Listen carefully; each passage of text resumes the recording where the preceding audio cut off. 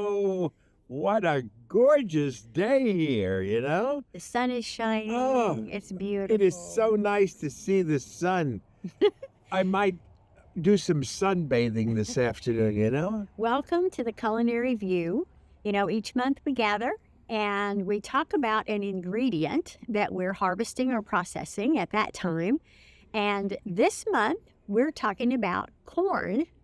You can find an article at the Culinary View. It's a good place to get your little teeth, you know? That's right. Vineyard District, the Vineyard Lifestyles website. Just look for that. Search Vineyard Lifestyles or the Culinary View. And at that site, we have the articles by Michael Verdreen, who is our master gardener, who talks about whatever that ingredient is. We have a recipe that is done by the Vintage House Restaurant here at Messina Hoff. And we have wine and food pairing notes, which we'll talk about today as well. So we're glad that you joined us. And this corn topic is really fun. Oh, it smells fantastic. And the fact that it's a grass is really interesting to me because it has such a sweet fruit of it.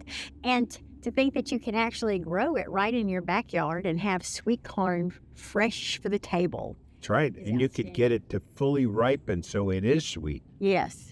Well, and we're going to be talking about two different kinds of corn, though there are many. The most prolific is the sweet corn that you find in recipes, and when you're eating corn on the cob, it's usually a sweet corn.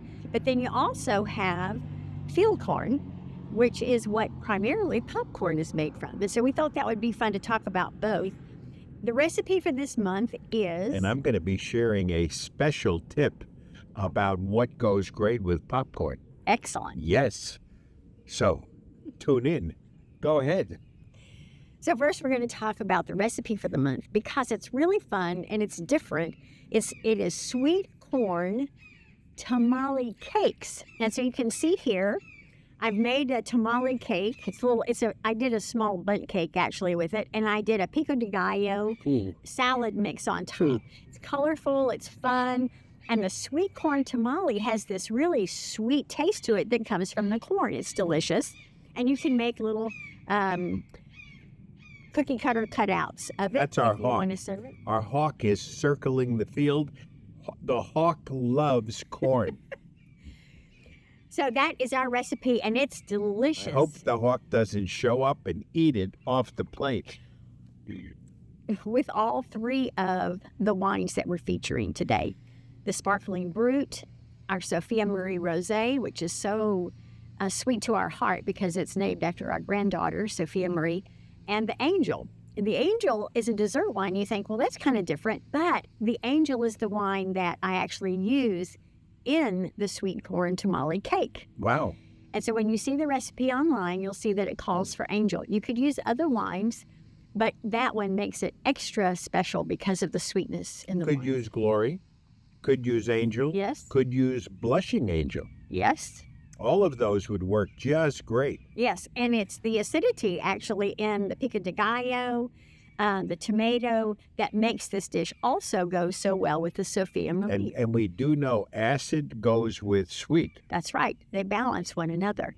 And so they're like acids, which makes a nice pairing and balance. Nice looking plate, too. It's really nice. Yeah, it's very colorful. Looks fantastic. Makes a fun side dish. And I did some roasted corn there on the cob too, just as a reminder that sweet corn is also very delicious just by itself. And popcorn. And then we have the popcorn. Popcorn. This is Paul's favorite thing. Popcorn. Here's the tip.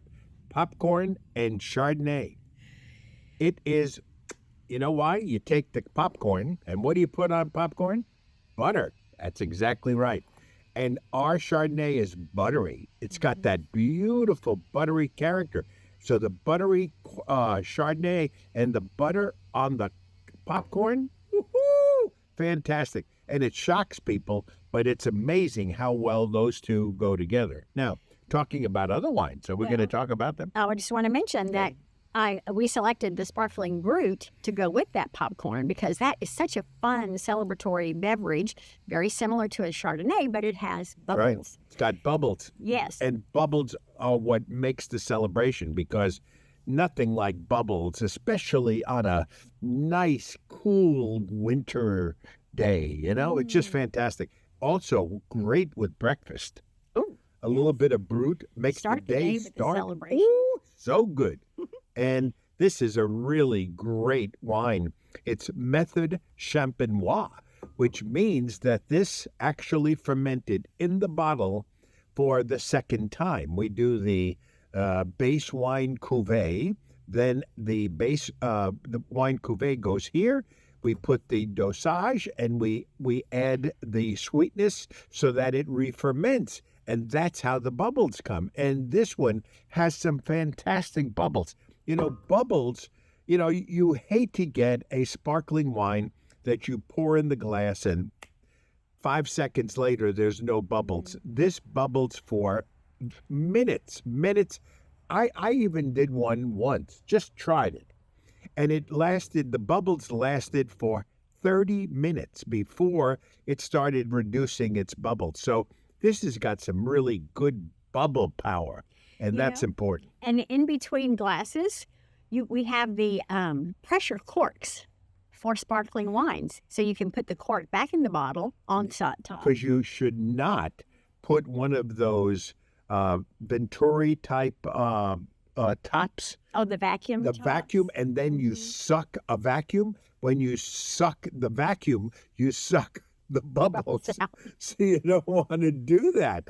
So when you that's why these toppers are so perfect, because they hold the pressure in and preserve the bubbles, which is what it's all about. And you make sure that it remains cold in between glasses, because that also helps preserve the bubbles. And that's the other thing. When you serve a sparkling wine, you want to serve this cold. I would say in the low 40s. That's best. So even if it's in the refrigerator, a lot of refrigerators are in the mid 40s. Mid to low.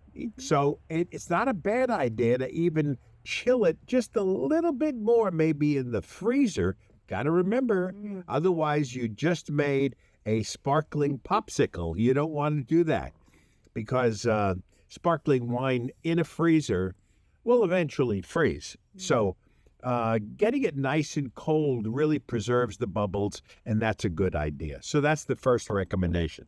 The second recommendation is Sophia Marie Rosé.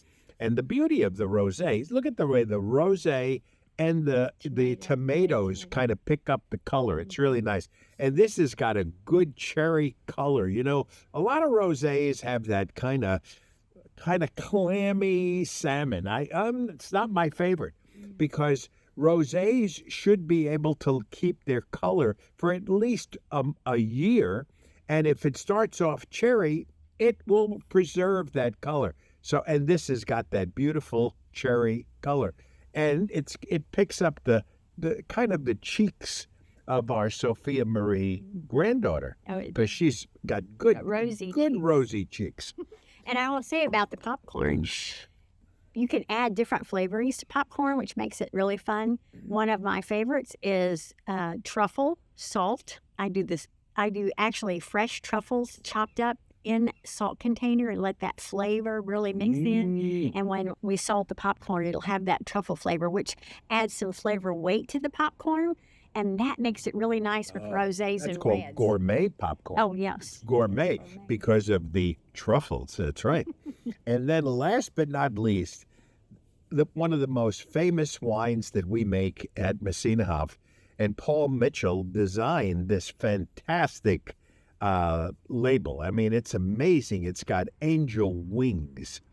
And this is the first and only Texas wine that has ever won a gold, not a gold, but a 90 plus in the Wine Spectator. They've been really snobby about ranking Texas wines.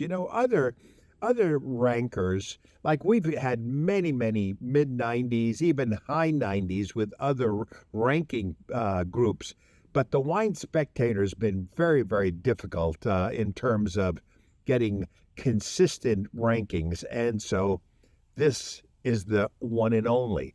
And the Angel is so special because we take the Riesling and harvest it almost to the end of harvest. So the grapes have almost become raisiny.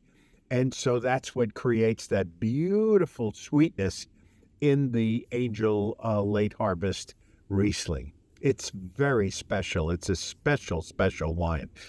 And so on behalf of Merrill and I and the great folks at Messinahof, we want you to enjoy all the wonderful tips. Be sure to subscribe now. It's so important that you subscribe to our site, and tell them how to do that. Well, if you go just search for the Culinary View or the Vineyard Lifestyle, then you'll find our site, and keep enjoying the wine and food pairing experience. Remember to choose your wine first. We've made our suggestions here, but choose the wine that you like the best, and then tweak the dish to make it pair most beautifully with your wine.